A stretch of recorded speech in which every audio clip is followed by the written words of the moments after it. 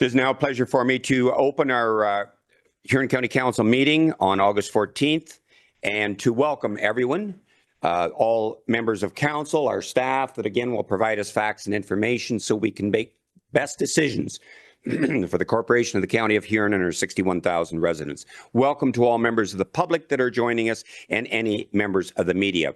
At the outset, again, I would like to indicate the council meetings are available through Zoom and recordings may be posted online on County of Huron's YouTube channel. You may be seen and or heard as part of these broadcasts, and your name, comments, and or presentation materials will become part of the public record. At the outset, it is a privilege for me this morning to introduce and welcome Matthias Cantero to the County of Huron. Matthias is an environmental engineer from Brazil. He currently works with waste management, plans for businesses, and develops apps for companies that provide services for municipalities. Matthias came to Canada through Goderich Rotary Club and the New Generations Service Exchange. This exchange is focused on helping young professionals develop their career and encourages international cooperation, friendship, and partnership.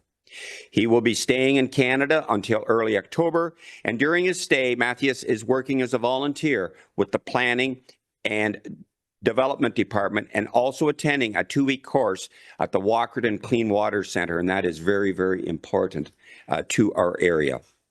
Please join me in welcoming Matthew to Huron County.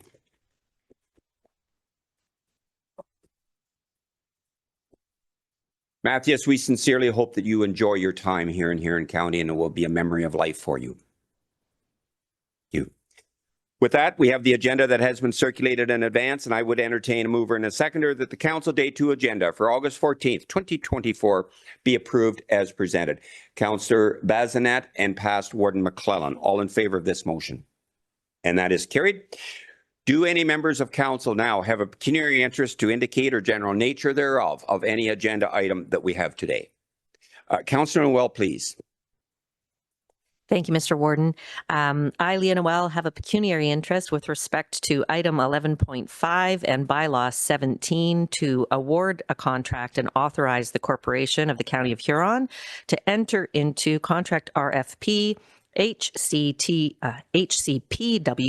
24-510 detailed design for the replacement of 2 culverts on County Road 14 with BM Ross and Associates Limited. I declare a pecuniary interest, and the general nature of my interest is that my daughter is employed with BM Ross. Thank you. Thank you for that, Councillor Noel. Is there anyone else that has a conflict of interest to indicate at this time? And seeing none, we do have the minutes from July 3rd council meeting, and I would entertain a mover and a seconder to adopt these as circulated. Councillor Finch and Bazinet, any questions on these minutes? All in favor of the motion? And that again is carried. Thank you. It is a pleasure under delegations, petitions, and presentations to welcome Kate Burns-Gallagher to Huron County Council this morning. Kate is the Executive Director with the Western Ontario Wardens Caucus and will present to us on the strategic priorities this morning. Welcome, Kate. Good morning, Warden. Through you to County Council. It's a pleasure to be here today. My name is Kate Burns-Gallagher, and I'm the Executive Director of the Western Ontario Wardens Caucus. I'm here today to give you all an update on our 2024 strategic priorities. Going into AMO this weekend, what we'll be speaking with the ministers and advocating for on the region's behalf. Next slide. So just a quick overview of who the WOWC, or WOWC as we affectionately call ourselves, is. We are the 15 upper and single tier municipalities west of the GTA, 300 communities, 117 municipalities strong, more than 1.6 million residents. We were 1.5, but we've done a demographic check this year and we are at 1.6 million. And the key component of this slide is we are 90% rural. That rural piece is really the glue that binds our region together. And what we advocate for are small rural communities. And that is really the focus of the WOWC. Next slide. And the purpose of the organization is to work together.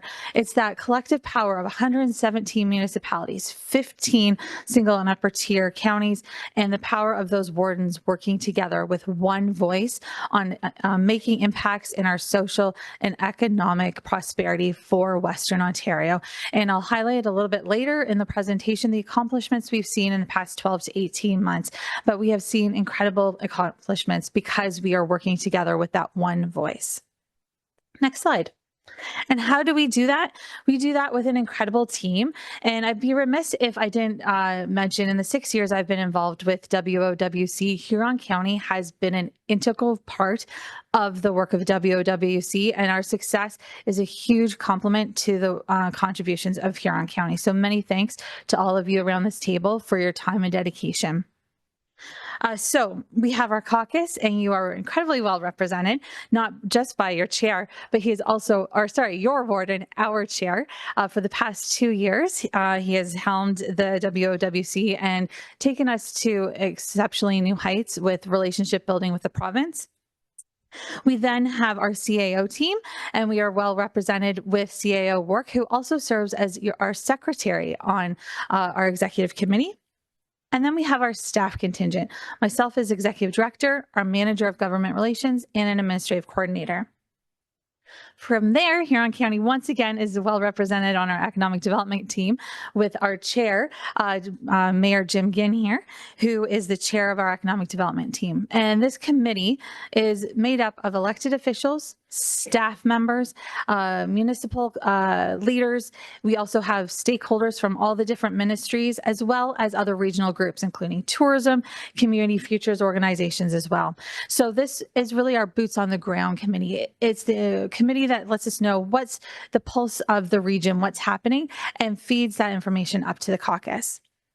And most recently, in the past 18 months, we've introduced our subject matter expert groups. And these groups are the staff from our 15 counties that help inform our strategic priorities with boots on the ground knowledge. These are the experts.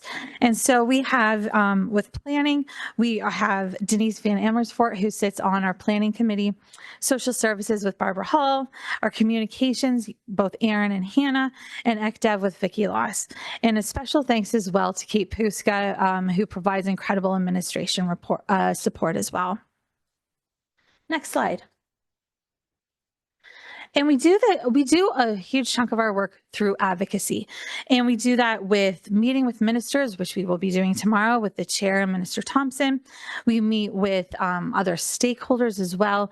We also do a lot of writing, whether it's ERO submissions, budget submissions, letters, all of the great things that help with our advocacy work. We also make sure to track legislation. So when there is legislation that is relevant to the work that we're doing, we track that. And last but not least, we work with other organizations such as Roma, AMO, FCM, SWIFT, and we also partner with the Ontario Big City Mayors and our counterparts, the Eastern Ontario Wardens Caucus as well. And then digging right into things, we'll jump into our first strategic priority, which I'm sure is no surprise to anyone here, which is housing. And we are going in with 2 asks this year. The first being requesting the province to reinstate both housing services and the cost of land as eligible DC charges. You'll recall with Bill 185, a lot of those DC charges became eligible once again. But we're requesting these 2 last remaining pieces of DC charges become eligible. With just these 2 not being part of the equation, they will equal about $4 billion over a 10-year period for our municipalities. So it's significant revenue for our municipalities, and we want to make sure that those 2 pieces of DCs are included. Our second request as well is to ensure equity for our small and rural municipalities when it comes to housing infrastructure funding. We were asking for clarity around the Building Faster Fund and that 10% or 120 million that was set aside for small and rural. But last week, you may have heard that 120 million has been moved into the Housing Enabling Infrastructure Fund. So we're going to be looking for clarity around that. How many of our municipalities are receiving that funding? How can we make sure that small and rural municipalities are getting access to that funding? Our next slide is next priority is infrastructure. And you can't have housing without infrastructure. You need the water, wastewater, road networks, all to support that housing. And in addition to the housing, our region is the economic driver of the province. In the last 18 months, we have had approximately $40 billion worth of investment in Western Ontario alone, between LG and Essex, Powerco and Volkswagen in St. Thomas and Elgin, Honda in Simcoe County, and Bruce Power in Bruce County. And that $40 billion in investment is equivalent to 30,000 jobs in the region alone. And so we need to look at how, as a region, we can support that investment, and that investment requires infrastructure. And so we'll be asking the Minister of Infrastructure to keep us apprised and make sure we are at the table for all discussions when it comes to infrastructure in our communities. Next slide. And if you're seeing a theme here, you can't have housing without a workforce. You can't have infrastructure without a workforce. So we need those individuals in our communities to help build and make our communities prosperous, but we also need housing for them. And so we are going to be meeting with the Parliamentary Assistant Patrice Barnes at AMO to talk about workforce, particularly around long-term care and childhood education. Those are two occupations that we see great need in our region, particularly along the long-term care piece and health sector. We're seeing many of our counties having to rely on those third-party agencies, and the costs are skyrocketing. So looking at additional training and funding for that training. And last but not least, when we look at our strategic priorities, we have mental health, addictions, and homelessness. And we'll be meeting once again with the Solicitor General, Michael Kersner. He attended our June caucus meeting and announced at that meeting and congratulated our caucus on a lot of the advocacy we have done to date. And we were able to move the needle forward in the Mobile Crisis Response Team. So that's the program that pairs a social worker with police officers. That program saw funding go from 1 year to 3 years. So that was fantastic. And now we are pushing for that program to become permanent funding at the provincial level. So we'll be meeting with Solicitor General to ensure that that funding becomes permanent. Next slide. And as always, we continue to support broadband infrastructure and SWIFT. We've SWIFT over-delivered on all of the promises made, and we are excited to be looking at SWIFT 2.0.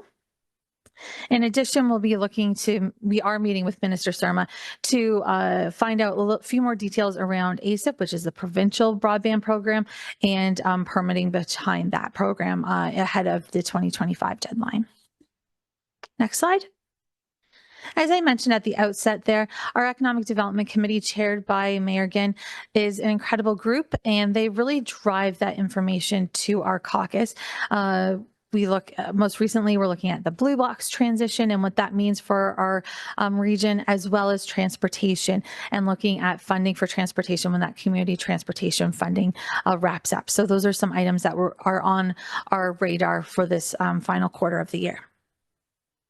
Next slide. And I'd be remiss if I was not here and mentioned our upcoming Ontario West Municipal Conference. The Ontario West Municipal Conference was co-hosted by the Ministry of Municipal Affairs and AMO up until 2018. And then unfortunately, they were no longer able to continue that conference. This year, the Western Ontario Warrens Caucus, we are pleased to be bringing the conference back and hosting the conference. And it will be October 25th in Chatham, Kent. It's a fantastic day. We have keynote speaker Paul Wells joining us. We have breakout sessions that will be aligned with our strategic priorities.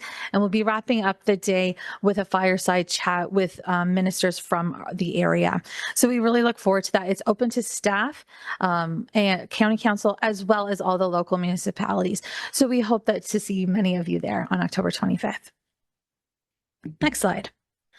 And as I mentioned, I'd like to cover just a few of the many accomplishments we've made in the past 12 to 18 months. And this is a huge credit to Huron County, our current chair and our secretary, and all of the great work that we do around our table.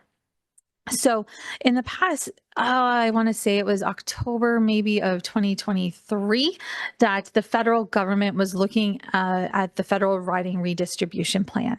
And some area MPs approached our organization to say, look, right now with the proposal, we would be losing a rural seat in Western Ontario. So we worked with our regional MPs. We attended the riding redistribution sessions in London, and we did a lot of advocacy around ensuring that the rural seat count held in Western Ontario. And with our advocacy, along with partnering with those members of parliament, we were able to ensure that that rural seat count stayed the same for Western Ontario.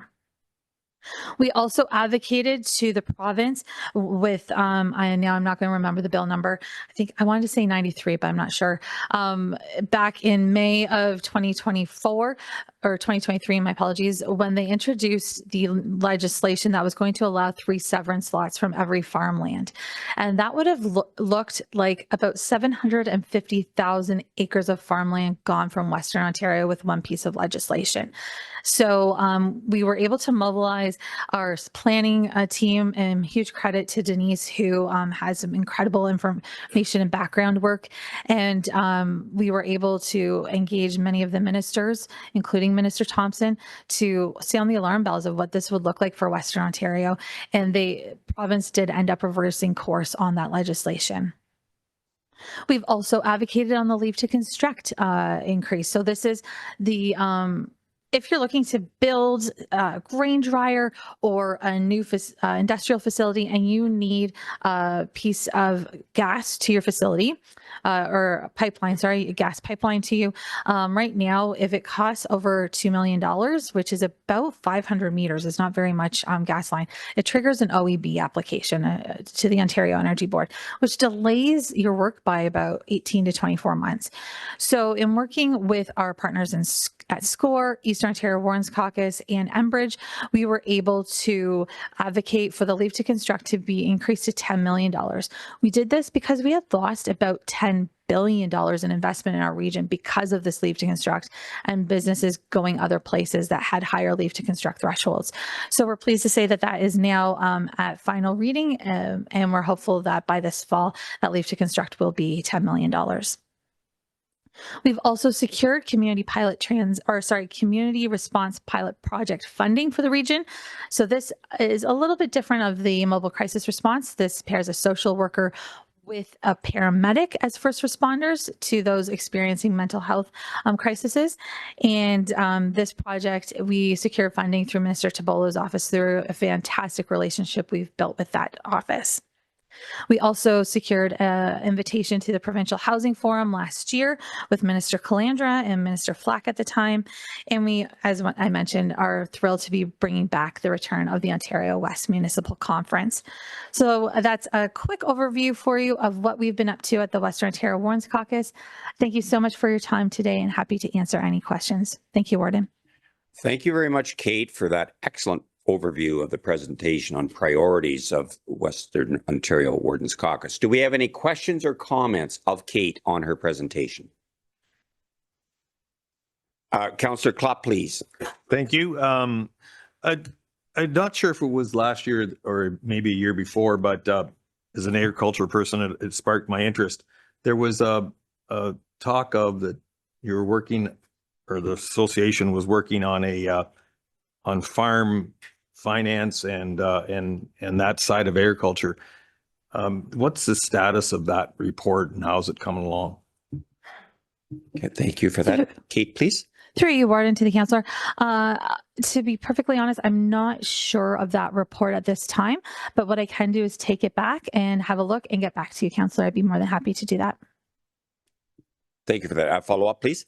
Thank you. Looking at the report about all the lobbying efforts on the, and the ask for the government, and that's, we all do that, and I get that.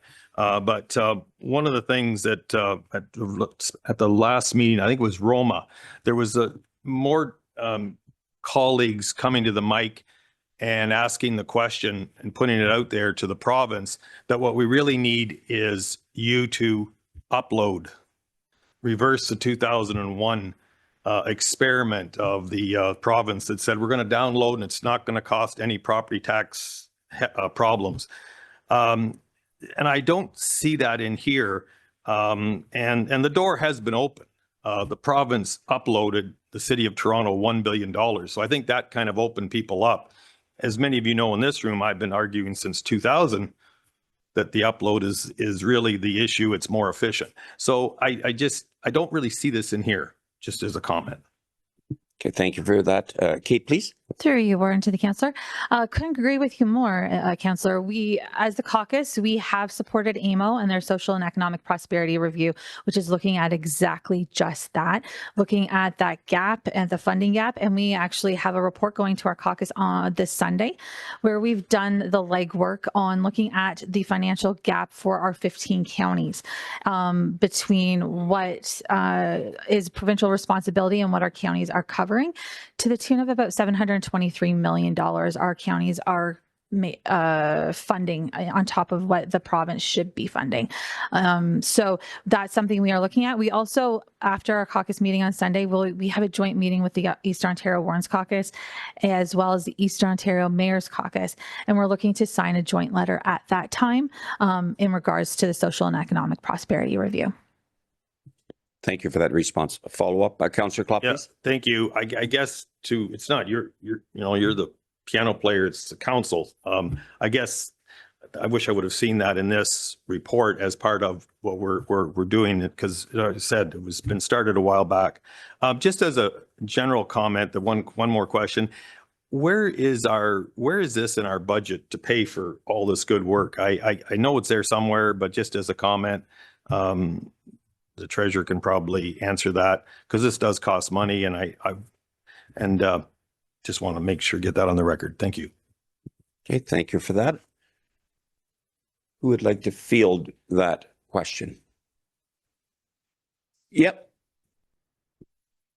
Mike, please. For yourself, Warden. Yeah, I'm just having a look at our budget files. It's just numbers not right at the top of my head here, but It doesn't need membership fee. if I may, it doesn't need to come right now. It's just a general question. I appreciate if you've got that at the top of your mind. I know you're good, but that's fantastic. So just it just seems every year we're doing the budget, and I always forget that question. We're doing budget, so I just want to make sure it gets on the record. You can keep it there for me. Thank you. Okay, thank you for that. CEO Work, would you have a comment, please? Yeah, I can speak generally to the question. There are fees incorporated into the budget every year. The WOWC fees, there's a membership fee that is included within the budget on behalf of County Council, and that allows us to fully participate. And that has been ongoing for a number of years. There are also membership fees associated with, for example, AMO and other organizations that County Council is a member of in order to be able to access the resources of those organizations. Thank you for that. You're good to that. Mike, please.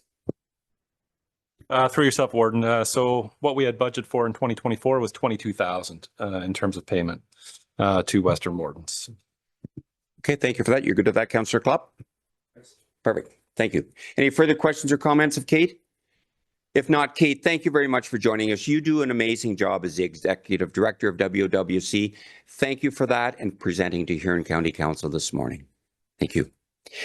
I would also like, before I move on, to recognize past Warden Ginn as being chair of WOWC, and you raised the level at WOWC, past Warden Ginn, that I have attempted to maintain. And I want to commend you for that. And also to commend our CAO work of her 4 of 7 years of being CAO of Huron County. She's also been the secretary of the WOWC. So for your commitment, your dedication, and your support to past Warden Ginn and myself as chair, thank you very much, CAO work. Thank you. With that, I would entertain a mover and a seconder to receive the presentation from Kate Burns-Gallagher, the Executive Director, with the strategic priorities as presented for information. And that is Councillor Finch and Bazinet. All in favor of the motion. And that is carried. Thanks again, Kate. Now it is a privilege for me to welcome Jeff Horseman to present the Medical Director's Award of Excellent presentation. This Award of Excellence is awarded to paramedics who have been recognized for excellence in emergency management Services. I invite Director of Emergency Services Horseman and Dr. Paul Bradford to present the 2024 Medical Director's Award of Excellence to Huron County Paramedic David Bisbach. Jeff, please. Good morning, and thank you, Mr. Warden. It's unfortunate, but Dr. Bradford was unable to attend after all today, and he's asked that I present this award on behalf of Dr. Bradford as the Medical Director for Huron County. So I just have a few words and to talk about Paramedic Bisbach and his nominator, who was Deputy Chief Dave Campbell, who's in the room as well. So the Medical Director Accommodation Award is what ultimately is being given to Paramedic Bisbach. This is a Medical Director's Accommodation Award, will be awarded to paramedics who have been recognized for delivering exceptional care to the patients in the pre-hospital setting. The award is based on a nomination by peers, service administration, chart auditors, hospital physicians, or the Southwest Ontario Regional Paramedic Base Hospital Medical Director.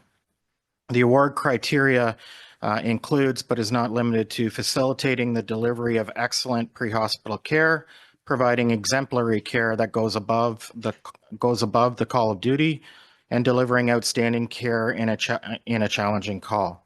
So Paramedic Dave Bisbach was again nominated by Deputy Chief Dave Campbell. Paramedic Bisbach has been a paramedic with Huron County for over 18 years now. David has and continues to be a preceptor for both our paramedic students, college paramedic students, as well as our high school co-op program. A mentor to our paramedics and an educator within our paramedic service. Deputy Chief Campbell says, I consider Dave to be one of the most thoughtful and knowledgeable paramedics in Huron County. In 2022, Dave stepped up and was the unofficial lead of our paramedic-driven approach to our service's continuing medical education training. Dave was instrumental in developing the topics and the layout of our training days. He develops a portion of the training material and often is the lead presenter. Evaluations from the paramedics at the end of these training sessions with Dave are extremely positive, with comments like the following. Dave presented wonderfully and clearly, which is the standard that I've come to expect. He's a natural-born educator. I learned so much today, and I feel like all my questions were answered. I feel significantly more confident going into these types of calls that we covered today. So David has also successfully revamped the written knowledge evaluation portion of the Huron County paramedic hiring process that we put all of our new hires through. And for these reasons and numerous others shown every day in his patient care and documentation, I feel that David Bisbach would be a great candidate for the Regional Medical Director's Accommodation Award. So with that, I'd like to congratulate Paramedic Dave Bisbach and call Dave and Deputy Chief Campbell and the Warden and CEO up to the front to accept this award.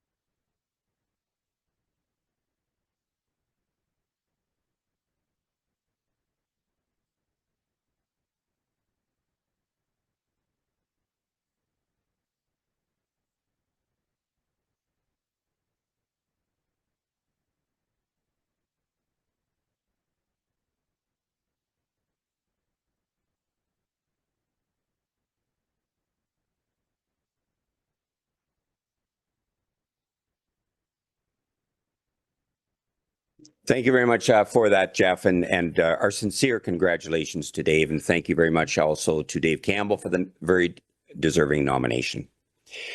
With that, it takes us to item number 6, which is councillor comments. Do any members of council have any comments that they would like to make at this time? And I'll go first to past Warden McClellan, please. Thank you, Mr. Warden. I have 2 at this time.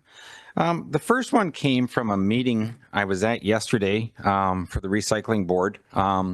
There's 3 municipalities that are partnership in that, but with the recycling board, they also partner with the county and take care of the hazardous waste.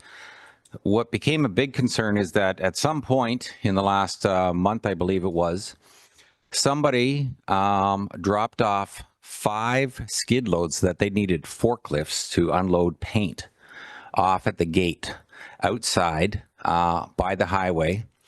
We're talking hundreds of gallons of paint, and it didn't even come from Huron County. It came from a business outside of Huron County. The county pays to get that taken care of. We phoned the OPP, and the OPP's response was, well, you don't have a bylaw telling people they can't do that, so they wouldn't do anything about it.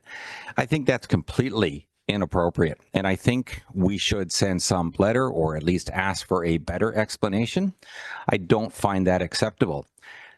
If this company decides to drop off in a farmer's field next time or at a municipal park, are they going to give the same reason that we don't have anything that actually states you can't do it?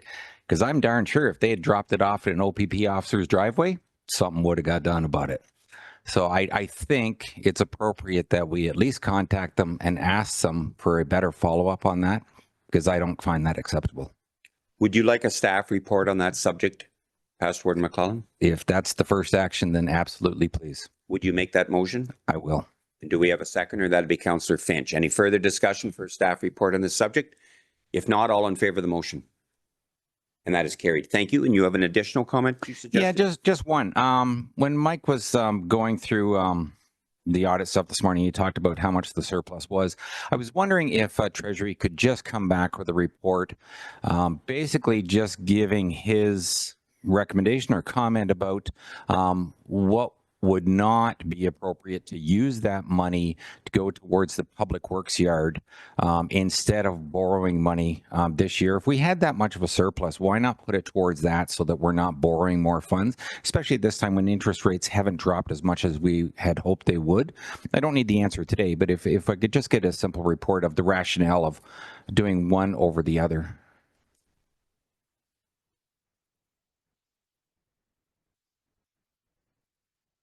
I'm going to thank you for that. And I'm going to defer to our clerk for a comment, if you would, please. So Director Blumhagen does have a report later on in the meeting. How about we let him do that report? And if you're still questioning the potential of a motion, we can consider it then, if that's okay. Just defer it till then. Good to that, Past Warden. Perfect. Thank you very much. Now to Councillor Dietrich, please. Thank you. We had a very successful rodeo in Exeter on the weekend. Standing room only. Great to see. Just unbelievable. It was our 26th year, and I just hope it keeps on going. So, and our CAO and some of the staff from the county were here, and excellent. Thanks again. Thank you very much for that. Did you partake in the bull riding at all, Councillor Dietrich? I looked at it. Yes, you did. Well done. Yeah. CO work, please. I just appreciate that the warden didn't ask me whether or not I participated in the bull riding. He knew better. Oh, thank you for that. Any further comments? Councillor Becker, please. Thank you, Mr. Warden.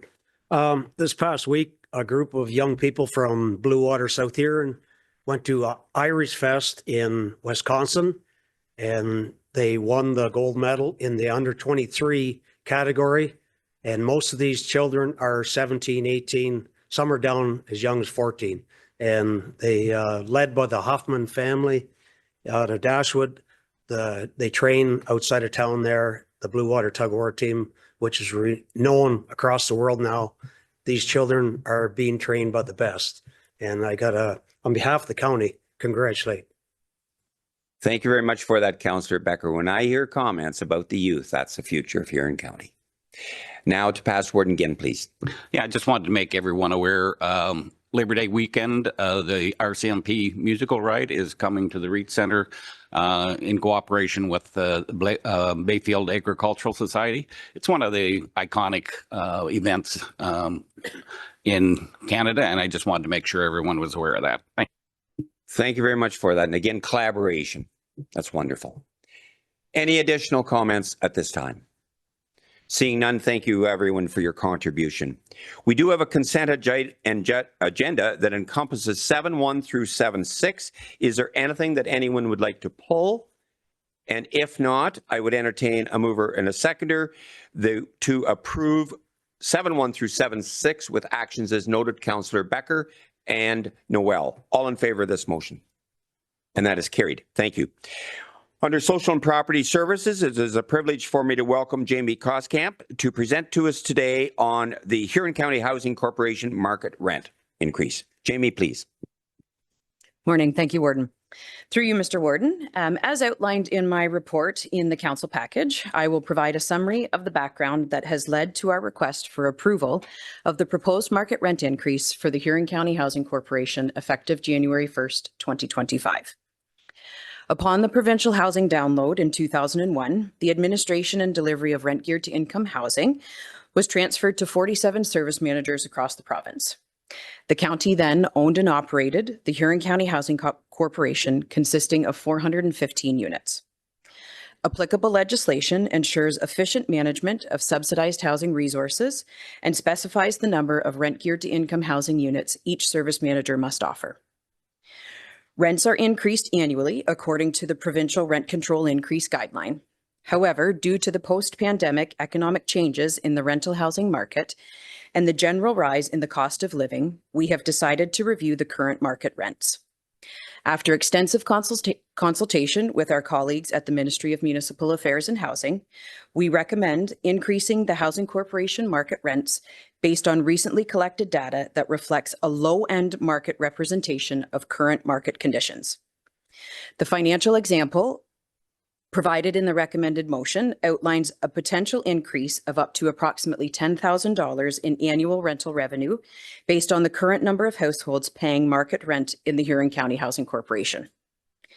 The increase is intended to ensure the sustainable management of housing resources, ensuring those that can afford market rents do so, thereby freeing up subsidized units for those in greater need and helping the county in meeting their required service level standard. The proposed market rent increase is a necessary step to align rents with the current lower-end market rent and to ensure the effective allocation of limited housing resources. The proposed new market rent rates are detailed in the report, along with the current rents being charged to be used as a comparator. Thank you. Thank you very much for that overview, Jamie. Do any members of council have any questions or comments of Jamie on this? And seeing none, I would entertain a mover and a seconder to receive this report and that the Council of Huron approves the increase to the Huron County Housing Corporation market rent effective January 1, 2025. Councillor Van, Stone and Harding, all in favor of the motion. And that is carried. And again, thanks very much, Jamie. Under number 9, homes for the aged, the humidifier replacement at both Huron Lee and Huron View, Dana Meller and Doug Jekic are here to respond to any questions that council may have of this. Are there any questions on this? And if not, I'll entertain a mover and a seconder to receive this report by Dana Meller and Doug Jekic, dated August 14th, 2024, of the humidifier replacement as presented for information in the total quotation of $93,736, with the appropriate bylaw being drafted and executed. Councillor Finch and Dietrich moves and seconds. All in favor of the motion. And that is carried. Thank you. And thank you for that, Doug and Dana. Under Emergency Services, it is an annual report of the 2025 Land Ambulance Response Time Performance Plan, and Jeff Horseman is here to respond to any questions that any members of council may have. Do we have any questions of Jeff on this report at this time? And if not, thank you very much, Jeff, for the great work that you do. And again, I would entertain a mover and a seconder to receive this report by Jeff Horseman, titled the 2025 Land Ambulance Response Time Performance Plan as presented, and direct staff to set the 2025 response time to remain the same as 2024. And Councillor Noel and McClellan, all in favor of the motion. And again, it's carried, and thank you very much, Jeff. Jeff is also here for the South Huron Hospital Agreement for Huron County Paramedicine Program. Do we have any questions of Jeff on this? Seeing none, very important program. Thanks, Jeff. And I would entertain a mover and a seconder to receive this report titled South Huron Hospital Agreement for Huron County Medicine Program. And further that the agreement be made with the South Huron Hospital and the County of Huron with the appropriate bylaw being drafted and executed. Councillors Becker and Finch, all in favor of the motion. And again, that is carried. Thank you. Under EMS, MSAA schedule and noted its F form of compliance declaration. Jeff is here to answer any questions on this schedule. Are there any questions from council on this? And if not, I will again entertain a mover and a seconder to receive the report titled, dated August 14th, 2024, titled EMS MSAA Schedule F Form of Compliance Declaration is presented for information, and that the warden and the clerk be authorized to sign the required declaration Schedule F of the Multi-Sector Service Accountability Agreement, and the signed Schedule F be forwarded to Ontario Health. And that is moved by Councillor Anderson, seconded by Councillor P. Heffer. Again, all in favor of the motion. And that is carried. Thanks very much, Jeff. Moving on to Public Works, the staff report on public art initiatives. And again, Imran is here to respond to any questions the council may have on this. And I will go to past Warden McClellan first. Just one simple one, Mr. Warden. When I was reading through it, and maybe I was going a little too fast, but if I remember correctly, it talked about putting 1% of a budget towards public arts. But when they talked about the Central Huron example, they said Central Huron was going to be responsible for 100% of the cost. So I wasn't sure what the 1% was going towards. Okay, thanks for the question. I'm going to defer to our CAO for this, please. Yeah, I think in the report, it was just outlining scenarios where programs like that exist. And it isn't necessarily something that we have in Huron County, but I will turn it over to Imran in case he has further comments that he would like to make at this time. Thank you, CAO work. Imran, please. Thank you, Mr. Warren, through you. That is correct, actually. In this case, it was just the cost for the markings. And I think the request initially had come from just some background on what the request from was from Central Huron and how the county responded to it, plus how other municipalities handle the 1% for public art initiative. So two separate things, yeah. Okay, good with that. Thank you for that. Councillor Klopp, please. Thank you. Thanks for the report. It's interesting information, and I'll move the motion that's been recommended that we receive it for information. And personally, at far lower tier, as they have done, there's a group wants to do something, I think keep it local. So I agree with just taking it for information. I'll move that motion. Okay, moved by Councillor Klopp. Do we have a seconder for this? A past warden again that the Council of the County of Huron receives a report by Imran dated August 14th titled Staff Report on Public Art Initiatives as presented for information. All in favor of the motion? And that is carried. Thank you very much, Imran, for this. We do have some tenders to consider, and the first will be the tender results for contract HC 24-601, the 2024 guide rails replacement installation at various locations. And again, Imran is here to respond to any questions that any members of council may have. Any questions? If not, I'll entertain a mover and a seconder to receive the report by Wyatt Carey, Project Manager, dated August 14th, 2024, titled Results for Contract HC 24-601, 2024 Guide Rail Replacements and Installations, and that the total price on this be $290,754, and that the appropriate bylaw be executed on this. Moved by Councillor Finch, seconded by P. Heffer. All in favor of this motion. And that again is carried. Thank you very much. We do have a report that has come back to us as requested on County Road 83, the paved shoulders safety concern updates. And it really answered a lot of the questions. And again, Imran is here to respond further if anyone has any questions on this. And if not, I will ask for a mover and a seconder to receive the report Oh, did you have a question, Past Warden McClellan? Yeah, Mr. Warden, it was more just a comment, and I'm sorry to South Huron, but I'm not sure what's wrong with Highway 83. We need roundabouts, we need paved shoulders. It's a 4-lane highway now. We seem to have a lot of problems down there, and I'm just not sure what's going on. That's a loaded comment. Councillor Finch, would you care to respond, please?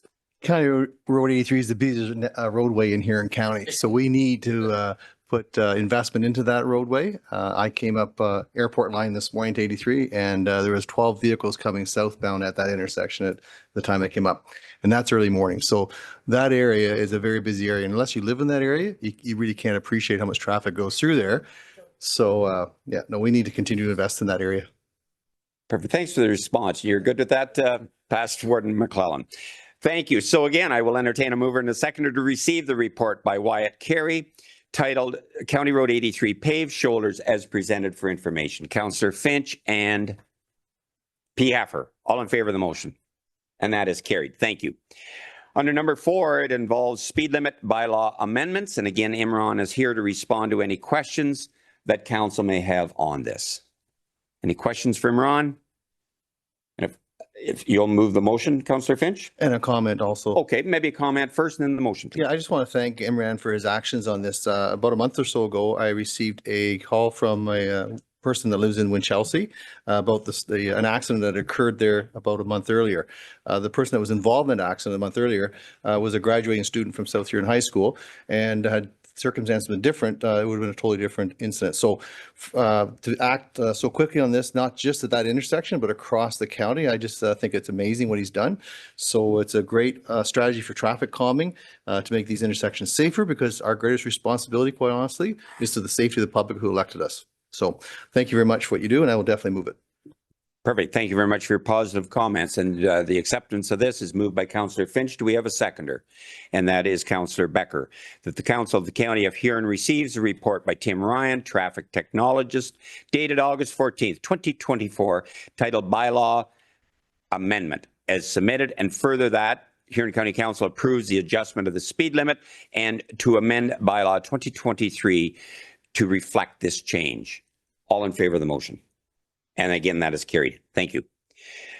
Imran again is here for any questions on the recommendation to award the RFP 24-510 of the detailed design for the replacement of 2 culverts on County Road 14.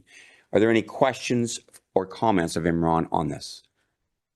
Seeing none, again, I would entertain a mover and a seconder to receive the report entitled Detailed Design for the Replacement of 2 Culverts by Will Williams, and further that Huron County Council award the contract to BM Ross with the total amount of $106,848, inclusive of provisional site inspection, and that the appropriate bylaw be drafted and executed to this effect. Councillor Finch and Anderson, all in favor of the motion. And that is carried. Thank you. Thank you very much, Imran. On to economic development, the Small Business Enterprise Center. Vicki Loss is here to answer any questions on the restarted agreement for 24 to 26. Any questions for Vicki on that? And if not, I will entertain a mover and a seconder to receive the report by Brittany Wise, dated August 14th, 2024, on the CBEC, and to enter into an extension agreement, and that the appropriate bylaw be drafted and executed. Moved by Councillor McClellan, seconded by Past Warden Guillen. All in favor of this motion? And again, it's carried. And thank you very much, Vicki. Vicki is also here to respond to item 2, which is a SWIFT broadband project completion summary. Do we have any questions or comments on this? Councillor Klopp, please. I hope I'm not passed. But anyway, I did send to Vicki a question with regards to the numbers. There was 1,884 premises. There was 8 projects. There was 3 added. She clarified the 3 are part of the 8. I was just wondering, in my mind, I was thinking how many were premises were in the 2,300,000, the 3 additional, how many were in that group of the 1,884, if she has that number? Okay, thank you for the question. CEO O'Rourke, would you have a comment on this, please? Yeah, thank you very much. Through you, Mr. Chair, given the amount of work it would require Vicky to pull this information together, certainly if there's a motion from council requesting that information, we would be happy to bring that forward. I don't request an motion of council. Just as a point of clarification, I don't think it's that hard. I have the information. It's just that it's way back and it's on the computer. I was one thing in the old days with paper, but as my wife pointed out many times, how do you find all that paperwork anyway? I think it's around 650 applications. And as a representative of all of Huron County, and I have many colleagues and friends and acquaintances in Huron County that question how much I spend here when I'm at council. I just on this one, since it's been brought up again, I think it's around 650, because what struck me the time that when we announced we were going to put 2.3 million of taxpayers' money from Huron County into this project, as you know, I had concerns, and I thought it was around $3,500 per premise for that part. And you know, we had 680,000 dedicated over the years for SWIFT, of which if you look, so I think the number is about 1,234 that got the SWIFT money, and that's basically about $600. So I just wanted to confirm that. So when I have friends, cousins, and whatever say, what are you doing with the taxes are too high? For that general area, I just want to remind them, we basically gave them a check for around $3,500 to get their, you know, fiber into their place. So I just, you know, want to remind them of that. That's pretty good when the rest got about 500 back or 600 back. Just to remind people, because I think we do need to remind people, some of this isn't going to go to my paycheck. It's their money, and we try to spend it evenly. So I wanted to have the right number. She will get the right number. It's not hard to do. It's in the books. We don't need a motion. I can go back and dig it up myself, but for right now, I'll stick on 650, and being as the report was here today. Thank you. Okay. CAO, do you have a comment? You're good? Okay, thank you for that. And I would like to indicate, you know, Huron County did contribute 2.3 million to SWIFT. And because of that, Huron County is in a lot better position some other counties are regarding internet. And I think we all need to be very, very conscious of that. Okay. Any further questions or comments? And if not, I will entertain a mover and a seconder to receive the report by Chris Watson, Economic Development Officer, titled SWIFT Broadband Project Completion Summary, as presented for information. Moved by Councillor Noel, seconded by Councillor Finch. All in favor of the motion? And that is carried. Thank you. Vicky is also here to answer any questions on the Economic Development Departmental Update of July 2024. Do we have any questions of council? And if not, I'll entertain a mover and a seconder to receive the report by Vicky Law, dated August 14th, 2024, as presented for information. Councillors Dietrich and Heffer, all in favor of the motion. That was Jay Heffer, and that is carried. Thank you. And thanks very much, Vicky. On to administration policies and other issues. The Huron County Cenotaph Book Project, the funding request. Michael Blumhagen, our Treasurer and Director of Corporate Services, here to answer any questions. Do any members of council have any questions or comments at this time on this? And I will go to Councillor Bazinet, please, first. Thank you. Through you, Mr. Warden. I have a question, and then I have a few comments, and then another motion to consider.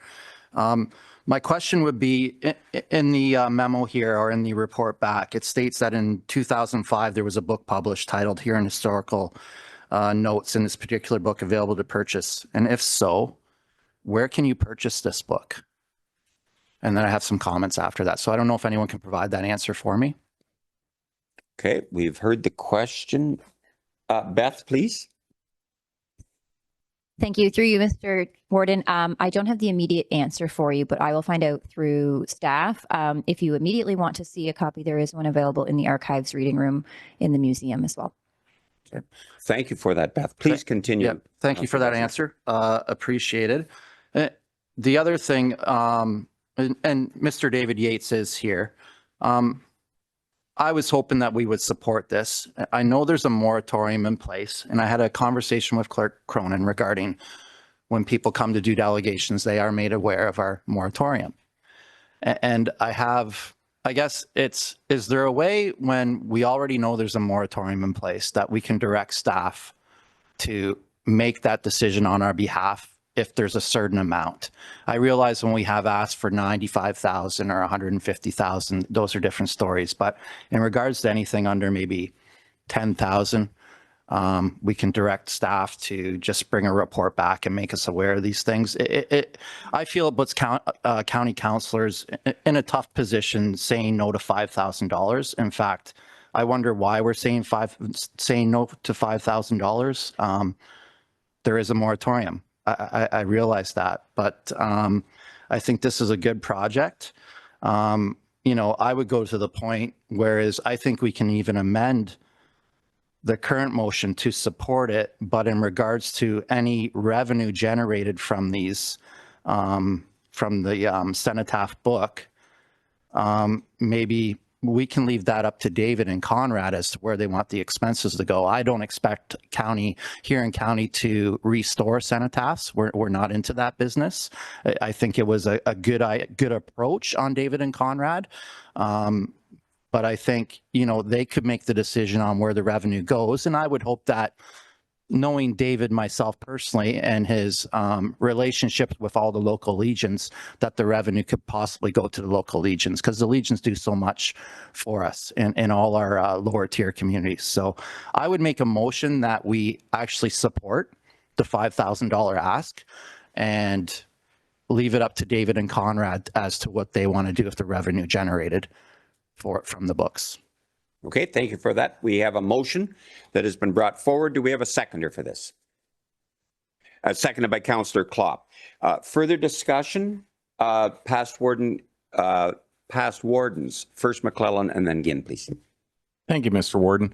I can appreciate the fact that there's belief in the project. The unfortunate part is, and the reason we went as far as to actually put a moratorium on it, is because there's probably justification for every single request that comes in. And it doesn't matter whether it's $500 or $500,000. There's always a way to justify whatever the request is. We put the moratorium in place because we were getting so many requests. People had realized that go to county council, show up in person, you'll get it. And I don't think it's fair to ask staff to be the ones to say yay or nay. If a member of the public or somebody else asks for a delegation, as long as they meet whatever the requirements are to come and do a delegation, they should have the right to come and do their delegation, as long as they understand that the moratorium was in place and there's, an opportunity that they're not going to get what they're requesting. But I don't ever want to stop public from coming and meeting with the council if, in fact, they have a desire to do so. Okay, thank you for those comments. Past Warden Ginn, please. Yeah, my comment is that the budget process this year, we cut out the historical funding, and I forget what the proper name of that fund was, but this project would have fit perfectly into that category. And I believe that decision was short-sighted, that we never took into consideration some of the projects that have been and could continue to be funded through that fund. And so I'm going to support the motion, because without that decision this year on the budget, this would have been approved. Thank you for that.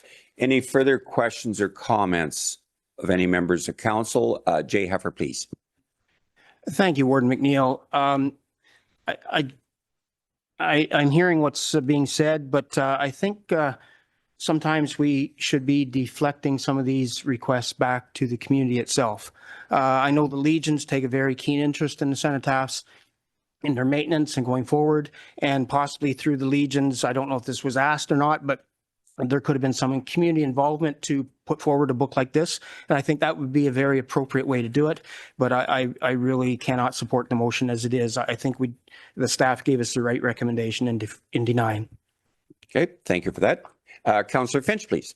Yeah, first of all, I'd just like to thank David for coming to council. I find him an extremely credible individual for the county, but this comes down to the how our policies are designed and setting precedents, of course, too, what we've already decided on. I do agree with Councillor McClellan and Councillor Jay Heffer. Love to support it. If there wasn't a book out there, I would support this 100%. But there is a book that does exist, and we do have an opportunity if the legions themselves wanted to support it. If there's 5 legions, as an example, it's $1,000 from each legion. It's something I would contribute to locally if I was asked by our local legion personally. So I think there's other opportunities that could be explored, but I do want to just commend both David and Conrad for coming and again reiterate the credibility they have in the county for sure. But I can't support it at this time. Okay, thank you for that. Any further questions or comments? CO Work, did you care to make any comments at this time, please? Yeah, I was just going to actually, Councillor Ginn captured my comments. The reason it's coming in front of County Council, we used to have a program. It was called Huron Heritage Fund. That would be the sort of program that would cover this kind of initiative. And Council specifically made a motion to no longer continue that program, which is why then it has to come back in front of County Council at this level. So just wanted that point of clarification for County Council on that. Thank you for that, and I do concur that this is the appropriate process. Any further questions or comments? We have a motion that the Corporation of the County of Huron approves the funding request of $5,000 made by David Yates and Conrad Kuipers for the Huron County Cenotaph Book Project. All in favor of this motion is read. Opposed?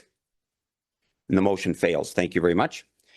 Do we have a further motion on this to accept the report by Michael Blumhagen dated August 14th, 2024 is presented for information, and that the Corporation of the County of Huron does not approve the funding request made by David Yates and Conrad Kuipers. Moved by Jay Heffer, seconded by Councillor Dietrich. All in favor of that motion? Opposed? And it is carried. Thank you. And thanks very much, Mike, for this. The 2023 year-end financial review will be presented by Michael Blumhagen, and I'm going to go first to CAO Work. If you would like to give us an overview of any comments from your vantage point at this time, please, CAO Work. Yeah, just through you, Mr. Warden, my sincere appreciation to Mike. We had the audit committee earlier this morning. It is a significant amount of work that he does along with his team to bring this information forward to County Council. In terms of the information relating to the unallocated surplus, just general comment as CAO is that my direction to staff is that, specifically as it relates to in September, there will be an attrition management report that comes in front of County Council that speaks to the kinds of savings that we are seeing as a result of making smart decisions about hiring staff within positions, not just putting bums in seats, but being really strategic about the allocation of funds for staffing. The expectation is we do that across the board with all of our programs and how we fund them and whether or not they're making sense for the Corporation of the County of Huron, or whether or not we need to pause, revisit, assess, and then move forward. So I just wanted to make that comment to County Council. I'm extremely proud of the kinds of dollars that are reflected in this report. And it is a reflection of the kind of work that your senior management team does on behalf of the Corporation of the County of Huron to make sure that there is value for dollar. So. Thank you very much for that. And before I go to Mike, I would like to commend our staff, all of our staff, for the prudent management that they have done for this surplus. If we were dealing with a deficit of this, we'd have some serious questions. This is a very enviable position that our staff should be congratulated upon for their expertise. And I will now defer to our Treasurer and Director of Corporate Services, Michael Blumhagen, to make any comments you care to at this time, please, Mike. Thank you, Warden, and thank you, CAO Work.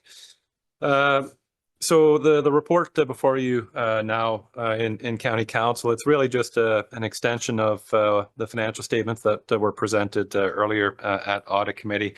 So I'm just going to touch on a high level. I'm not going to go into a lot of details because for the most part, I would just be repeating myself.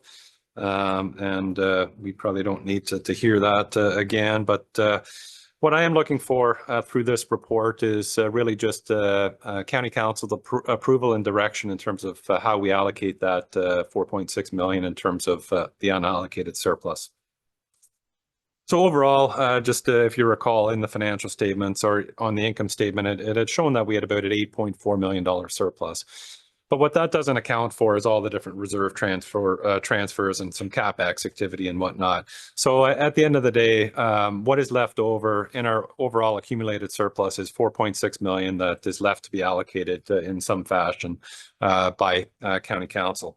And that's what this report is recommending, that we do have a transfer to 3 different reserves, and I'll touch upon that just a little later in the presentation, and I'll also speak to the comments earlier from Councillor McClellan with respect to debt versus funding from reserves, because I do have some comments for that.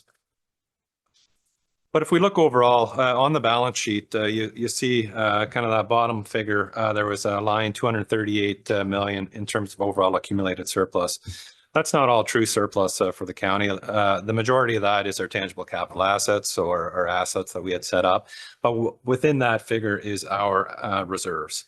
So our allocated reserves is 68.8 million. That's what we've set aside, allocated into our reserve funds. After those the various adjustments, so we have some amounts that I'm backing out of that surplus for amounts that are showing as full liabilities, but we're actually not funding until the future. That would be the early retiree benefits. That would be our WSIB actuarial assessments, and also some debenture financing. If we adjust for those, that leaves 4.6 million at the end of the day, which is still to be allocated to county reserves. And that's what I'm looking for, direction from yourselves today. Just overall, just touch on some of the operating surpluses. We did have significant surplus this year. There's kind of 3 primary drivers to that amount. One is our winter maintenance. We had a favorable year this year. So we had some significant savings just within our winter maintenance budget, which is really an unknown for us. We don't know at the end of the day how that's going to end up. Also, and CAO Wark alluded to that in her comments, just the overall attrition management program that is very successful across the board and has contributed significant savings to us year over year, not just this year. And also there was some prior year COVID funding that we actually had received for the homes that was related to prior periods. That was unexpected, but that was just covering some costs that I claimed in prior periods, not expecting to receive it, but we actually received some funds, so that actually contributed to the surplus as well. A couple departments where we exceeded our levy, corporate being one, and also within the planning department for a couple different reasons, and I've included those in my report. Within capital, we continue to increase our capital expenditures. We had approximately 22 million in actual expenditures with a number of projects in addition to that being carried forward. We did have some savings within our capital program.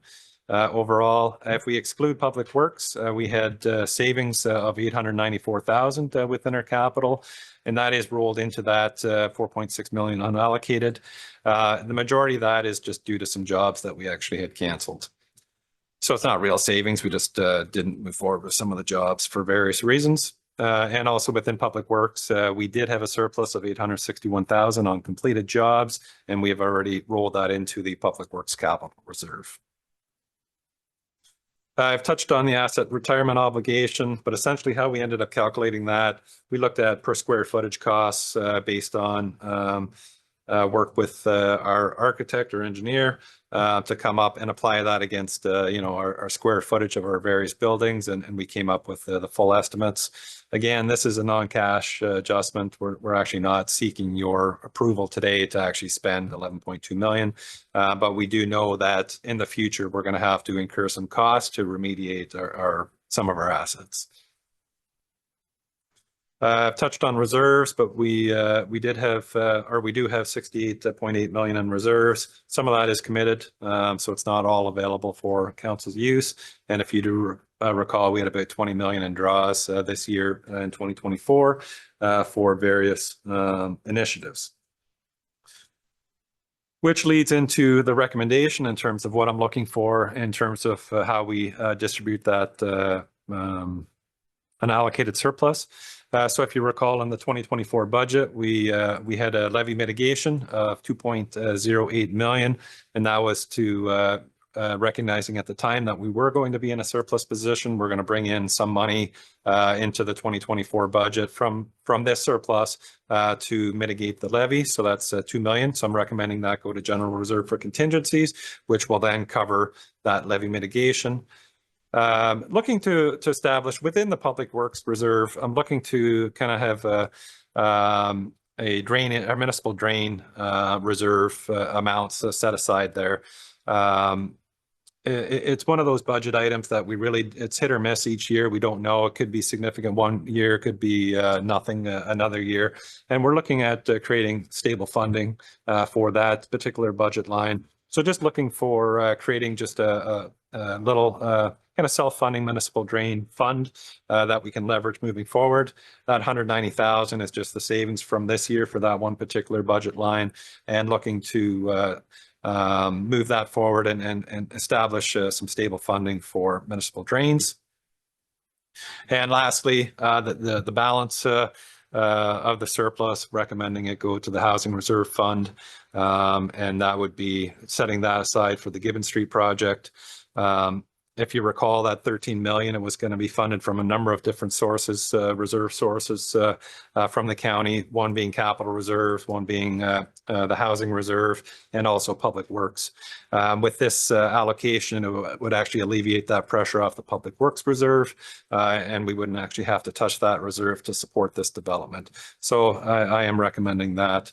And if and just in terms of the overall surplus discussion and future debenture financing with the phase 2, this would actually free up some potential room for looking at leveraging some reserve funds for the Wingham Yard. The benefit there, and I'm meeting with Infrastructure Ontario in September to go over a strategy for phase 2 of that Wingham Yard. So if you recall, through the budget, it was going to be 100% funded by debenture in 2024. Now the challenge there is I'm not looking at construction financing for that particular project, because we're going to be leveraging our reserves just to finance that through the course of the project. And at the end of at completion, that's where I was going to enter into the debenture agreement and get the full funding for that. But up to that point, it was going to be financed through just our general cash flow and reserves. So with but now the project is actually not going to be completed until 2025, maybe March 2025. So I'm actually not looking to enter into any kind of debenture probably until 2025 at that completion. And the benefit there as well is that we have, and don't quote me on this, but I think we have up to 2 years of project completion to enter into debenture financing for a completed project. So that's where, in discussion with Infrastructure Ontario, I want to get clarification on that, because we could potentially self-fund that project in the short term, ride that out for a couple of years and see where rates go, and then lock in, because we know rates are coming down. And over the next quarter, the next 6 months, next year. So we have a little bit of time that we can work with our reserves on that one to be able to hold off on actually entering or locking in a debenture until maybe a year or two down the road. But once I meet with Infrastructure Ontario, I was going to bring a report back in September, October, and just talk about an overall strategy for that particular project. But definitely with the surplus here today, it does alleviate some pressure and frees up some funds for that project. So with that, I will take any questions that you might have. Thank you very much for that, Treasurer Blumhagen, and your financial expertise is very much appreciated by Huron County Council. Past Warden McClellan, do you have a comment or a question, please? Yeah, thank you, Mr. Warden. There was certainly a lot more information in that verbal report than I remember reading in the document that we received in our package.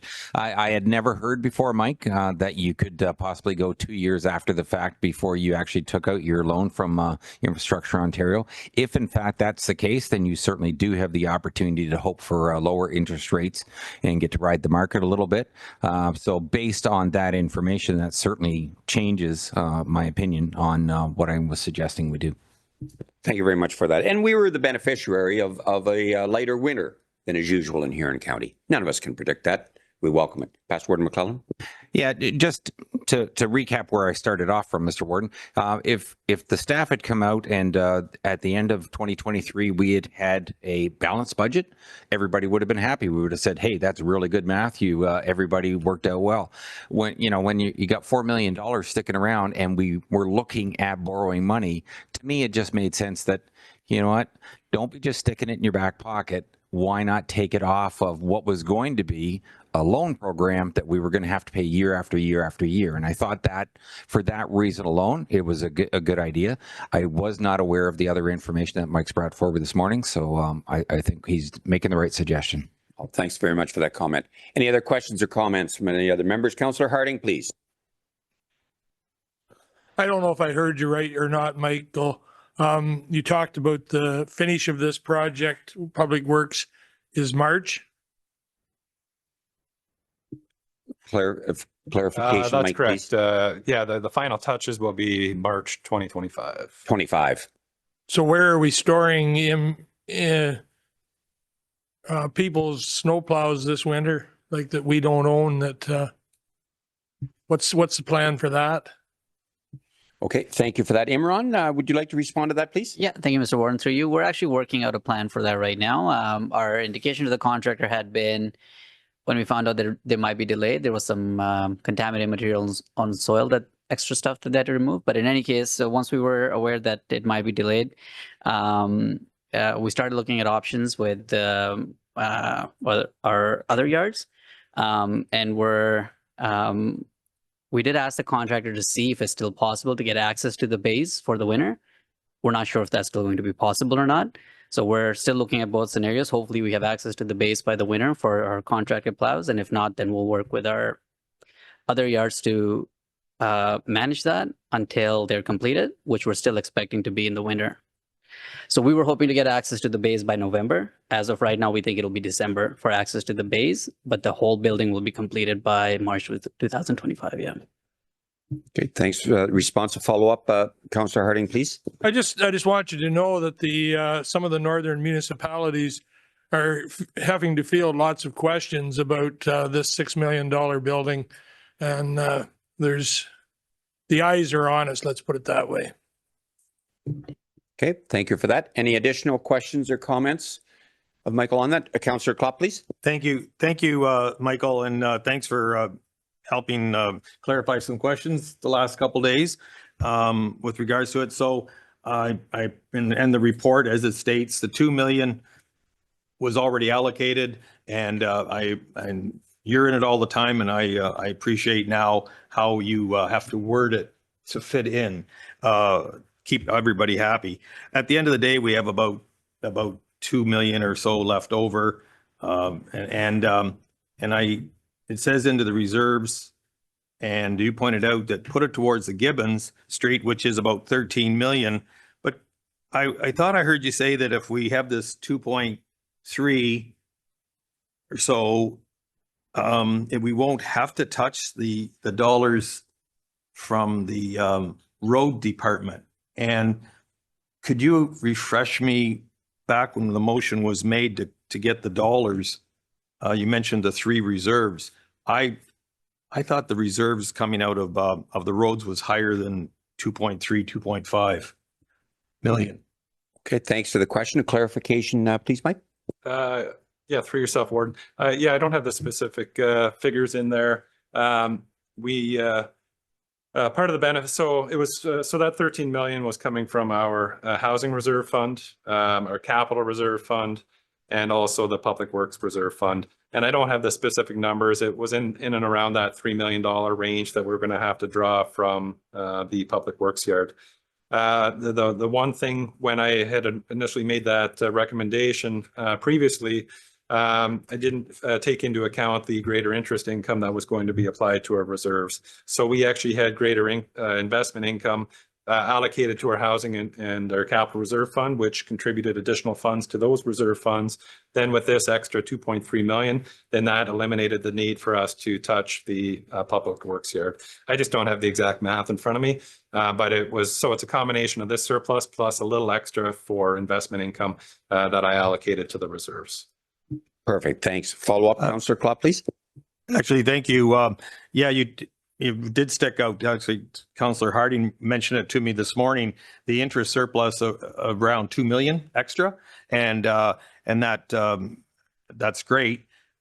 So I guess for my sense, going back to motions and making sure that they're clear down the road, I would prefer that the housing reserve fund that it be added, that it's going towards or going back to the road department as a friendly addition, so that as I say, I thought it was a higher number than 3 million in that, and of course we'll look back and the numbers are the numbers. For some reason, I thought it was like 6 or 7 but here they're there. So I just I would like that that we just clarify that it's going back to the road budget, the 2.3, and or worded that that it reflects, because we have a motion on the table that we're taking money out of the budget. So my sense is that we should have some clarification that it's going back, and not to protect you too on a verbal, because someday we may have councillors here going, what happened? All of a sudden there was 2 million taken out, and they look back and, well, there was a motion that said there was 2 point some million or 3 million out of that budget for whatever reason. So anyway, I'd like that clarified. And just on a point of the whole discussion, we increased the budget by, you take out the assessment increases, we increased the budget by about $4.2 million last year. You've heard me on the last few years. Yeah, we've had some pretty good surpluses, 2 million, 2.5, and yet we put it towards the new, we write off some towards the surplus to reduce the cost, but in my math, we still keep the money there. It's still now the base. So like for this coming budget, we have $4.6 million that in a perfect world, we would have not taken from the public, heard the arguments, but at the end of the day, we now have 4.6 million already baked into next year's budget. And yet we do budget, as I said in my comments last night to our treasurer, I said, we as councillors sit here and we look at line by lines and we ask, we think, can we shave? And we take we don't do that lightly. We assume that all the managers come in and try to keep it bare bones. And we respect that they're doing a pretty good job. However, at the end of the day, as we go through our budget, we should try not to have as much money, a bigger surplus, because all it means is it's taken out of the pockets of the people that do spend it locally in most cases. That's a comment. Thank you, sir. Okay, thank you very much for that. Any other questions or comments of members of County Council on this?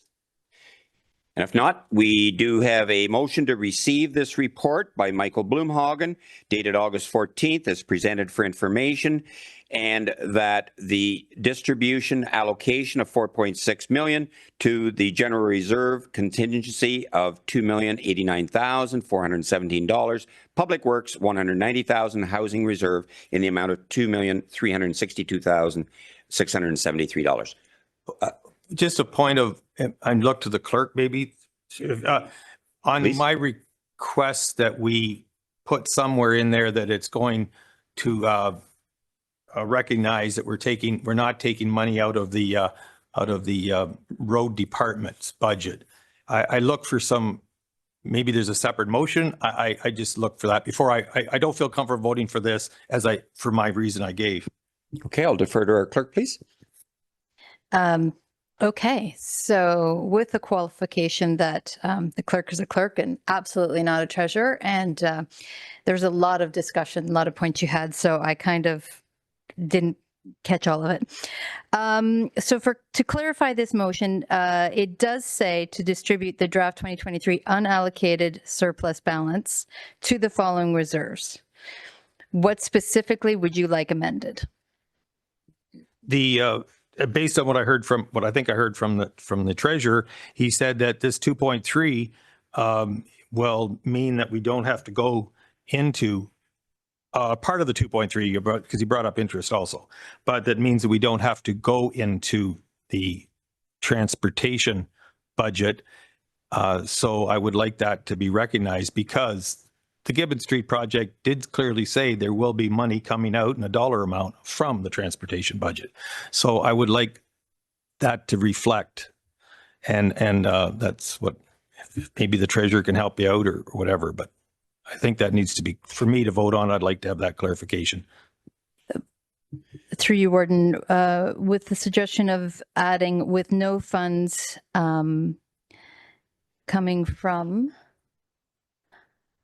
I'm going to defer to our treasurer. Do you have any comments, Mike, please? Yeah, so what about, and the housing reserve fund in the amount of 2.3 million, offsetting the required draws from the Public Works Reserve Fund to support the Gibbon Street project? But maybe something in the effect of, and offsetting the previously required funds from Public Works to support the Gibbon Street project? That kind of suits you, Councillor Klopp? I think it does, because it also allows to the treasurer and to all of us, there may be all of a sudden some point in time, there isn't an exact dollar amount here because he's talking about interest and whatever, but it's just the intent for all of us to know in the public that was the intent of this council to recognize that. And I'm fair with that.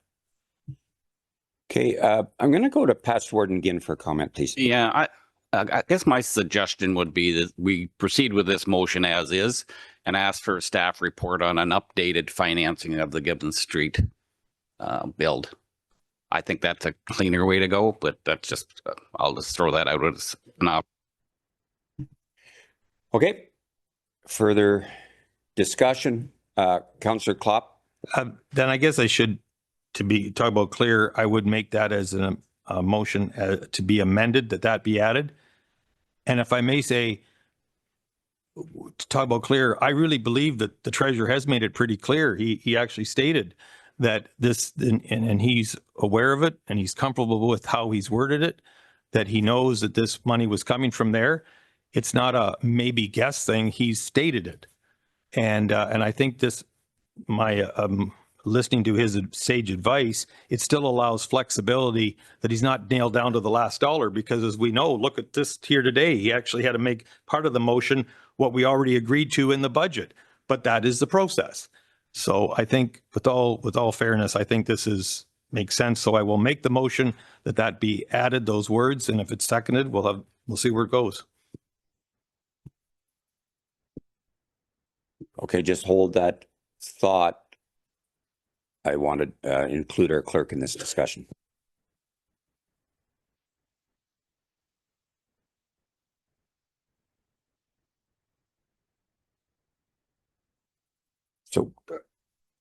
So I'm going to read the motion.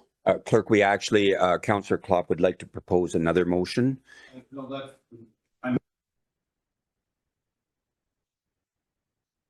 Sorry. All right, that is encompassed in the motion.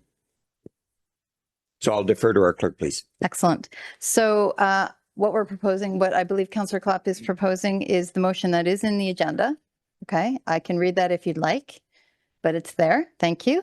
But we're going to add, so the final line is the Housing Reserve Fund in the amount of $2,362,673 previously, $673 offsetting the previously required funds from the Public Works reserved funds. Okay, so that is now the motion that Councillor Klopp is. I think that fulfills what I was talking about based on hearing right from the treasurer. Yes. Yes. So you would move that, Councillor Klopp? Do you have a seconder for that? Councillor Harding. Further discussion? Past Warden McClellan, please. Mr. Warden, I do have a request, but I don't want to muddy this issue. So can I have the floor after this vote, please? Councillor Noel, please. Thank you, Mr. Warden. I certainly understand the intent behind this amended motion, but I would tend to agree with past Warden Ginn to keep things straightforward and streamlined and not have our staff making amendments to motions on the run that might not be 100% clear, that we go that route. Thank you.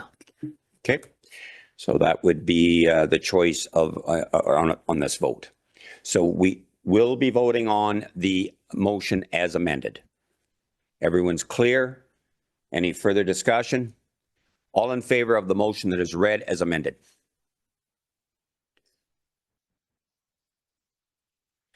Nine in favor, opposed? And that is carried. Thank you very much. And past Warden McClellan, you had a further comment on this, please? Actually, just a request.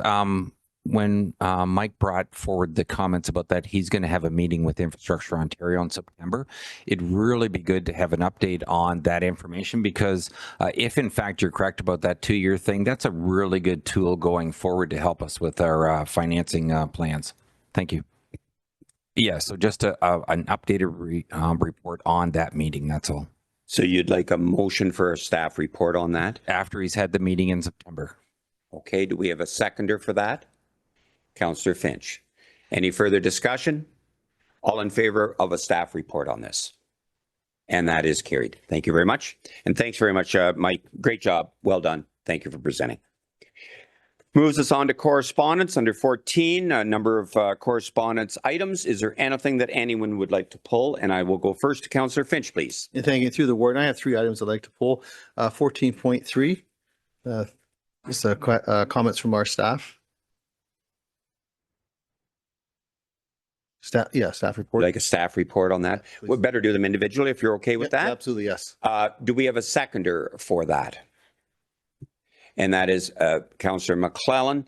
All in favor of a staff report on the dust by farm equipment? Raise your hand. Raise your hands high, please. Opposed? It is defeated. Okay, thank you. Please continue on. Yeah, 14.12, supporting our paramedics. You'd like a staff report on that? Well, actually, just to support the... To support it. Fair enough. And my comments are that I had the opportunity to work with Dave Visbach, as we saw earlier, was recognized. Dave is an exceptional paramedic. I can tell you that. I worked frontline with him on a few calls over the years. And so are all the rest of our paramedics. So they do all provide high level service. I think we need to support and fully support this correspondence because of people like Dave. And perhaps in our letter of endorsement, we mentioned Dave's contributions, that he was the recipient of the recognition today to help propel this favorably through the system. Fair enough. We'll support that. That is the feeling of council. Would you like a motion on that? A motion to support 1412 would be made by Councillor Finch, seconded by Councillor Anderson. All in favor of this? And that is supported by council. Thank you. An additional one, Councillor Finch, please. Yes. 14.19 about the batteries. You would make a motion to support that. A seconder for that is Councillor Becker. We're all clear in 1419. All in favor of that motion? Opposed? And that is carried. Thank you. Clerk, anything else? Councillor Bazinet, please. 14.16, which is a resident letter condemning racism, and the town of Goderich is used in the title. I'm sure all of County Council has read the letter. There might be a little confusion in regards to where it's from. It's on Highway 21. Okay, the sign. Highway 21 is not the town of Goderich. It is the gateway leading into the town of Goderich or leaving the town of Goderich. I'm getting a weird look from Clerk Cronin right now, but it is on the agenda, so I guess I can bring it forward. I would like to make County Council aware Town of Goderich council members have received a lot of emails and a lot of phone calls regarding this, as well as Warden McNeil. And I would like to provide the opportunity to Warden McNeil just to provide a little background in regards to what has been happening behind the scenes, if you don't mind, Warden McNeil, please. Okay, thank you very much. So we're discussing 1416, and the issue is signage on private property. And I have received, as warden and as mayor of ACW, as the warden of the town of Goderich, many comments and opinions on this. I did reach out to the OPP, and they had a visit with the individual, the property owner, and it is on private property. So I attempted to follow through to the best of our ability to execute the what we could do. Past Warden again, please. Yeah, that's a provincial highway and they require sign permits. I think we should contact the MTO and have them ask for it to be removed. Yes, and that will not that'll not be a problem. Actually, I've had that communication with our province already. Yeah. Okay. So are you asking for a letter of support on this from Huron County Council, or what is your? I am asking for a letter of support. My name is on the petition provided on the report as a Town of Goderich resident as well. It's not a nice sign to see leaving Goderich or coming into Goderich or wherever you're traveling. So I am in support of a letter. So I have a motion, please. Okay, so you'll make that motion? Yes, I will. Okay, thank you. Do we have a seconder for that? Councillor Vanstone. All in favor of the motion of a letter of support on this? Opposed? And that is carried. Thank you very much. Thank you for that. Is there anything additionally that anyone would like to pull? And if not, I would entertain a mover and a seconder to accept the correspondence not specifically dealt with for information. Councillor Finch and Dietrich, all in favor of the motion? And that is carried. Thank you very much to everyone on this. Is there any new business that anyone would like to bring forward at this time for a future meeting? And I would suggest to contact our CAO Wark in advance so that it could be published on a future agenda. With that, I would like to move into 15.1, which is the draft plan of subdivision on the Southside Construction Management Limited, part of lot number 42, concession 14, East Wawanosh Ward in the township of North Huron.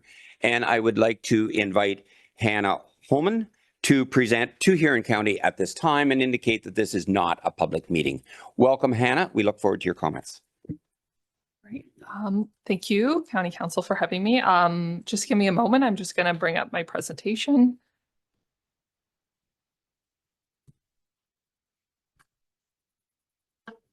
Okay. So as mentioned, this item is related to an application for a draft plan of subdivision in the township of North Huron. The following shows the subject lands. They are located in the settlement area of Hutton Heights, which is just south of Wingham along Highway 4. The lands are designated residential in the North Huron official plan, and the property is approximately 16 acres in size. Here gives an overview of the proposed draft plan of subdivision that was submitted. It includes 50 lots for low density, including single detached dwellings, 24 lots for medium density, including row house dwellings, and 1 high density residential block that's intended to be used for an apartment building. There are also 2 blocks for a natural environment buffer area, 1 open space walkway for a pedestrian walkway, and the subdivision also includes 3 new public right-of-ways. The application was reviewed in accordance with the Planning Act, Provincial Policy Statement, County Official Plan, and North Huron Official Plan, as my report goes into greater detail. As well, there has been an accompanying zoning bylaw amendment application that has since been approved by North Huron Council, and this has also been considered. So again, my report does go into greater detail to the planning review, but to summarize, Hutton Heights is identified as a primary settlement area in the North Huron official plan, where growth is to be directed towards. The township has invested in bringing full municipal and sewage services to the area, and the proposal meets the housing policy, including providing for a mix of unit types and exceeding North Huron's density targets. The lands do abut an existing woodland feature with a proposed buffer. As discussed in my report, staff are satisfied that this approach to have a 10-meter buffer is considered appropriate given the proposed mitigation measures and enhancements, which include tree planting.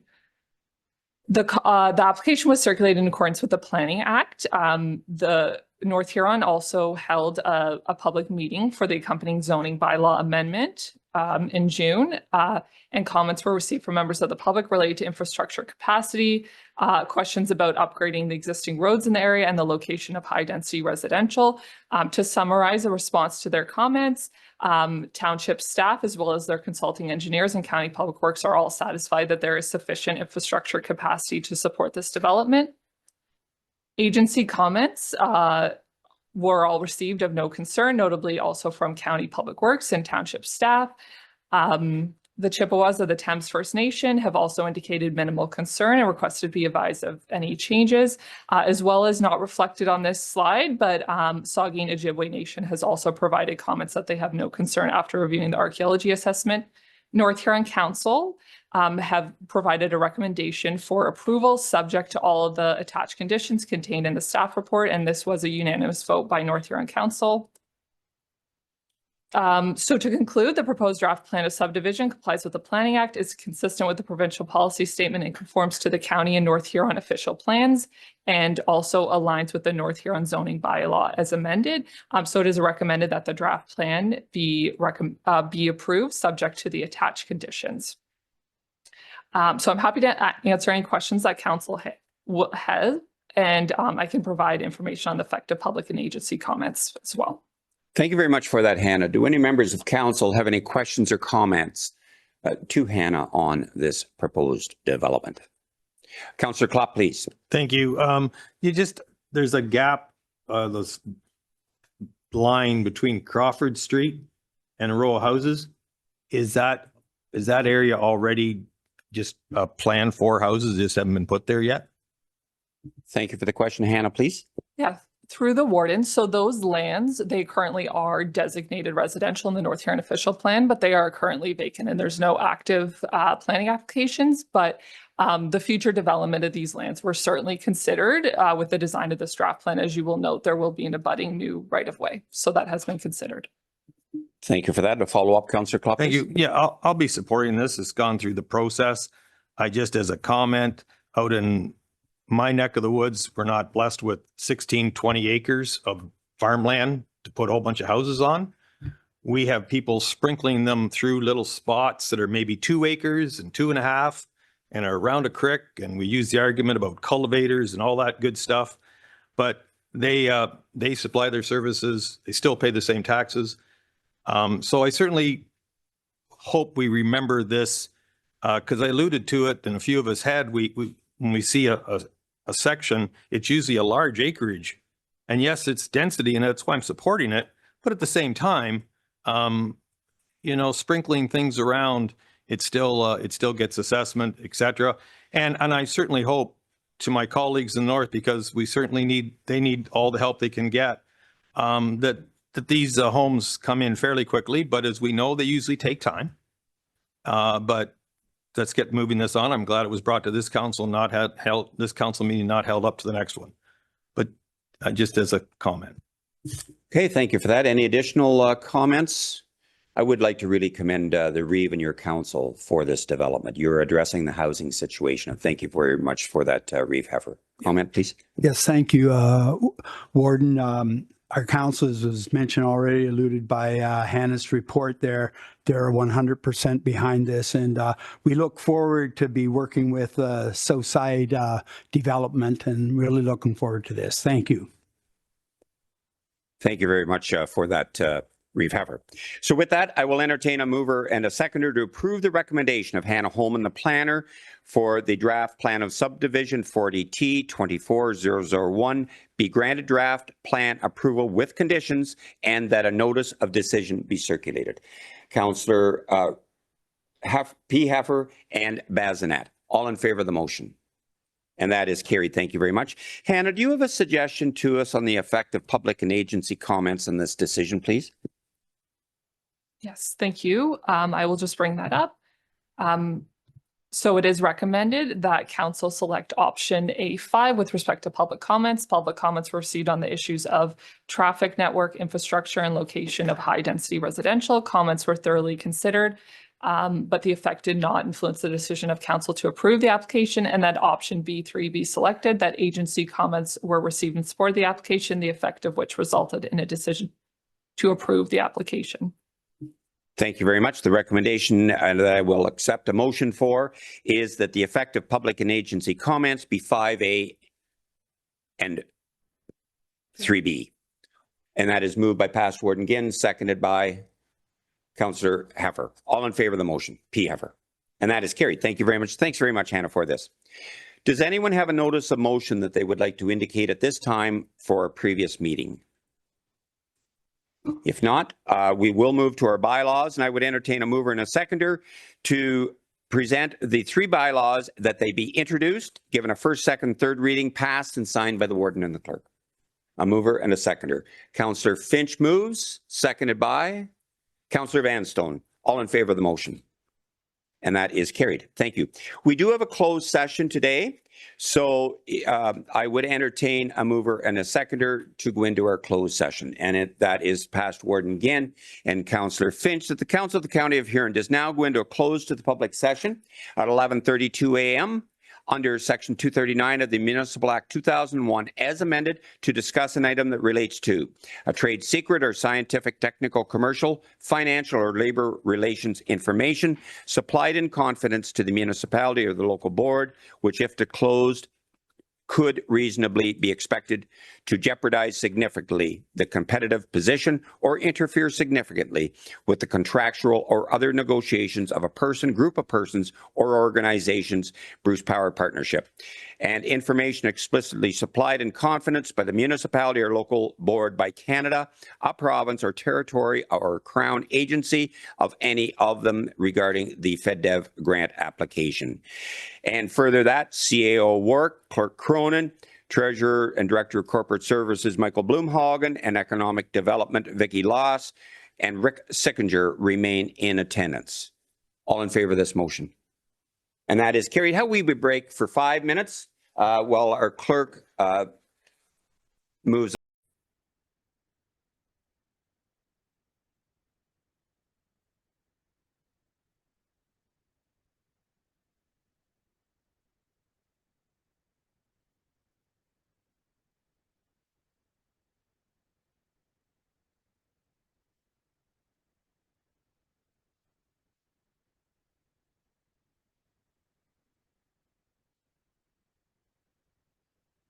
Okay, with that, I would like to entertain a mover and a seconder to rise from the close to the public session at 11:45 a.m. Councillor Anderson and Councillor Heffer. All in favor of this motion? And that is carried. I thank you. CAO Work, for reporting out of our closed session, please. Thank you very much. Through you, Mr. Warden. Purpose of going into close today was to discuss 2 items. One, information explicitly supplied in confidence relating to a FedDev grant application, as well as information relating to Bruce Power Partnership. Thank you very much for that. And I would also entertain a mover and a seconder that the Council of the County of Huron direct staff to proceed as per direction given in the close to the public session of August 14th, 2024. Moved by Councillor Klopp, seconded by Councillor Noel. All in favor of the motion? And that is carried. Thank you. We do have our upcoming meetings that are listed. Library Board tomorrow morning at 9 a.m. Hybrid meeting. Council Day 1 is the 4th day of September, 9 a.m. in these council chambers. The Library Board will meet on the 11th of September. The Council Day 2 will be the 18th, and the Accessibility Committee on September 23rd. The confirmatory bylaw, a mover and a seconder for this, please, would be Councillor Vanstone, seconded by P. Heffer, that the Corporation of the County of Huron confirm the proceedings of the council meeting and be given first, second, third reading, passed, signed by the warden and the clerk, and the seal of the corporation affixed thereto. All in favor of the motion is read. And that again is carried. Thanks very much to everyone for everyone's input at this meeting today, and to all of our staff for the great reports, and many of them. With that, I would entertain a mover and a seconder to adjourn. Surprisingly, it would be Councillor Goderich, seconded by Jay Heffer, that the Council of the Corporation of the County of Huron do hereby adjourn at 11:47 a.m. to meet again on the 4th day of September at 9 a.m. or at the call of the warden and the clerk. All in favor of the motion? Thanks, everyone. Meeting adjourned.